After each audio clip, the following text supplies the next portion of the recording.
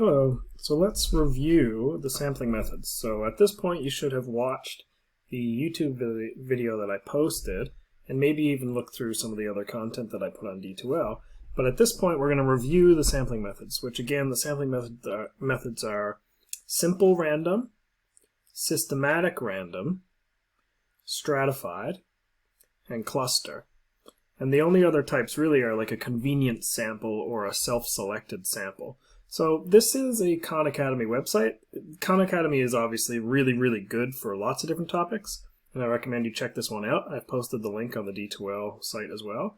But I'm going to go down through it because what I find most useful about Khan Academy resources is the practice that it gives you.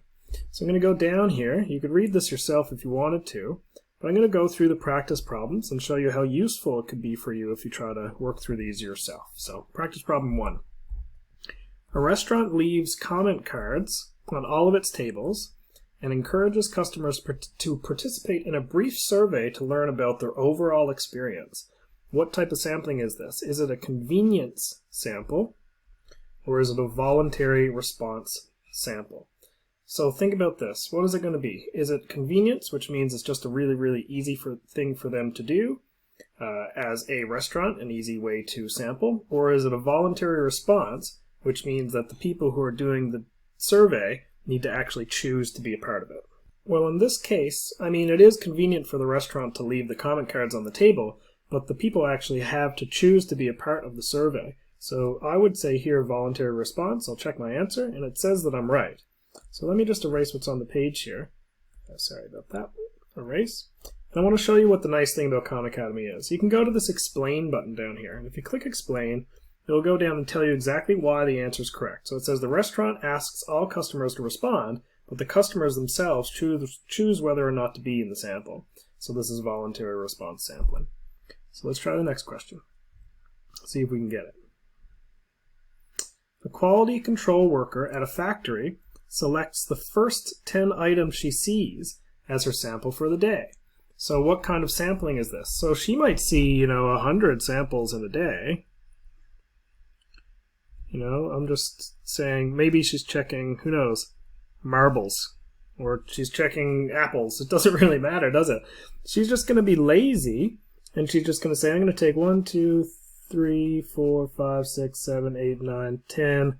I'm just going to take these, the first one that I see, because I'm really lazy and it's very easy. That is a convenient sample. It's not whatsoever going to be representative of the whole set. It's just literally the first 10 things that she sees. And if we want that explained, you can hit explain. Let me just clear the page here. The employee is choosing a sample that's readily available, but not necessarily random. And what you should know is if it's not necessarily random, this generally means it's biased, which means there is going to be the sample that you choose is not going to be completely random. There's a little bit of influence there from the person who's taking the data. So it's convenience sampling. So other types of sampling that we've looked at are the simple random sampling, stratified random or stratified sampling, cluster random or cluster sampling, and systematic random or systematic sampling. And they have all examples in there you can read yourself, but I want to work through the practice problems with you. So each student at a school has an identification number. Counselors have a computer generate 50 random identification numbers, so 50 random identification numbers, and those students are asked to take a survey. So which type of sampling is this? Is it simple random, stratified random, cluster, or systematic? Well, simple random would mean it's literally you have 50 things and there's an equal chance of choosing any of the 50. And in this case, that's exactly what we have. We have 50 random numbers, and that's it. We don't have a system in any other way. So I'm going to check that, and it's going to say yes. So the reason for that is as follows, and this is where I think the most power of Khan Academy comes in. This will tell you exactly why and why it is not something else. So there's no groups used, which means it's not stratified or cluster. Groups. If you have groups, you know it's one of these two types. If it was every nth student, so for example, it could be every 3rd student, or it could be every 7th student, it could be every 100th student. I know that doesn't apply to this question. But if you have a system for your random sampling, it would be a systematic random sample. In this case, we don't have that. And then it said each student and set of students had the same chance of being in the sample. Same chance. If you have the same chance, it's not the best color. It means it's equally likely for everyone to be chosen. That would be simple random sampling. Let's move on to the next one. A principal orders t-shirts. So this is, I guess, a high school or something. Principal orders t-shirts and wants to check some of them to make sure they were printed properly. She randomly selects 2 of the 10 boxes of shirts and checks every shirt in those 2 boxes. So what we have here, we have 10 boxes.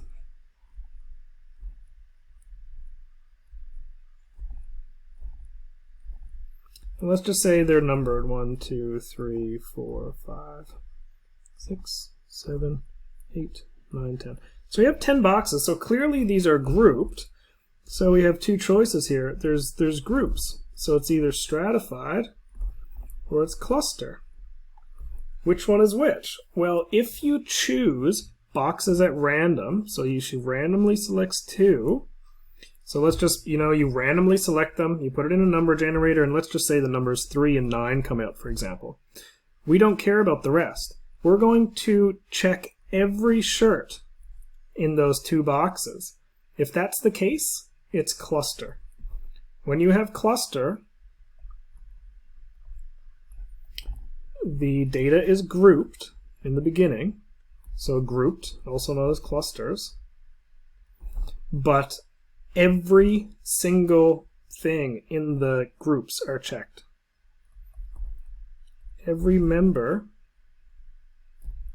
of the chosen groups are included in the sample. The thing is, you ignore everything that wasn't randomly chosen, every group that wasn't randomly chosen, but when you choose the groups, you have to include every single piece of that group in the sample. So that's what we call cluster random sampling. If we check it, it's going to explain this. So we go down to explain. So again, not every group of shirts had the same chance of being selected. So it's not simple random. Remember, same chance of being selected means simple random. She didn't pick every nth shirt. That would be systematic random. So it's not systematic. The shirts were divided into groups or boxes. Remember that groups can either be stratified or it could also be cluster. There's only 4 types here, so you'll get better and better at it. And the principal sampled every shirt.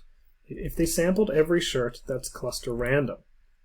Let me talk about what would be stratified, which is the last question in this group here. Problem 3. A school chooses 3 randomly selected athletes from each of its sports teams to participate in a survey about athletics. What type of sampling is this? So let's read the question carefully. 3 randomly selected athletes from each of its sports teams. So let's just say we have 5 sports teams. Okay?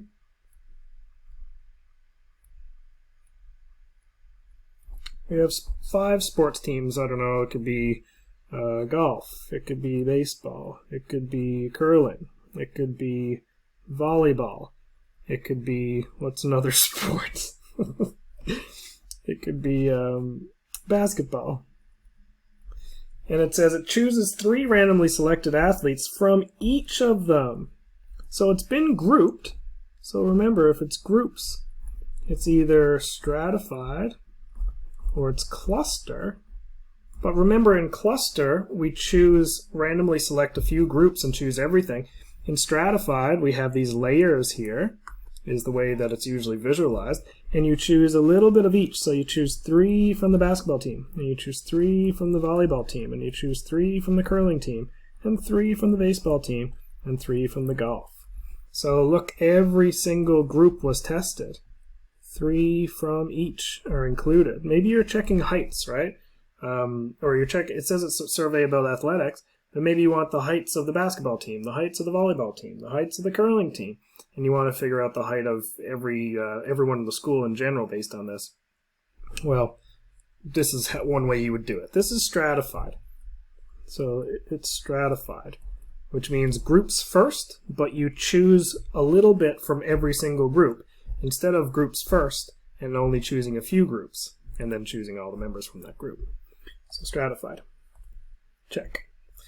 If you want it explained, you go down. It says, not every group of athletes have the same chance of being selected, so it's not simple. Same chance would mean simple.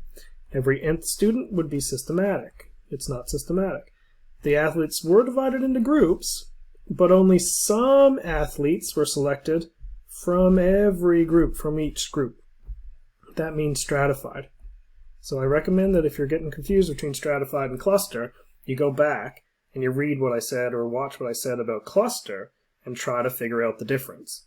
So the last thing I'll say on that is that on D2L right now, you'll see Unit 5, Sampling Distributions. There's a lot there. I'm going to post exactly how you got to work through this. Right now we're working through the Khan Academy stuff. But there's examples of sampling methods, and there's a sampling method supplement. So if you go to examples of sampling methods, for example, you can go through this. It'll give you a visual representation. So again, stratified, you break them into groups, in this case green and blue, and you take a little bit of each. In cluster, you break them into groups. Doesn't matter what kind of groups, but you take only some of those groups. So big difference. Some more examples there if you want them. And then if you want an entire extra set of notes on this, because the way that I've presented this material is not for everyone, I mean, some people don't like to work this way, you can go through Sampling Method Supplement, which is sort of our classic notes like I would normally give in class. I just modified it for online. And you can go through the whole slideshow and review all the methods just like you would in class. I'm just not going to talk through it, okay? So hopefully that's okay for you. When you finish this, I recommend you go through the practice. It'll help you for your assignment. You've got some questions there, all the answers are given, and you know, everything you could possibly need to understand this topic is there. Of course, you can also fire me an email and I'll help you out there.